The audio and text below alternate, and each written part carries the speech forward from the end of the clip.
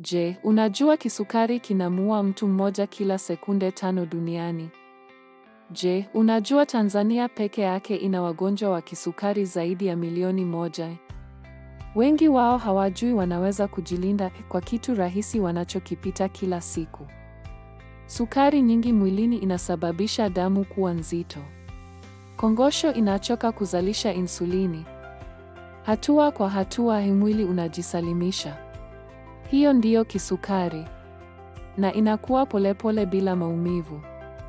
Lakini watafiti wa kimataifa wamethibitisha kitu kimoja cha kushangaza. Kahawa ya asili inasaidia mwili kudhibiti sukari ya damu. Antioxidants zake husaidia insulini kufanya kazi vizuri zaidi. Watu wanaokunywa kahawa mara kwa mara wana hatari ndogo ya 25% ya kupata kisukari cha aina ya pili. Kikombe kimoja cha kahawa ya asili kila asubuhi kinasaidia mwili wako kujilinda. Kinakupa nguvu za siku nzima.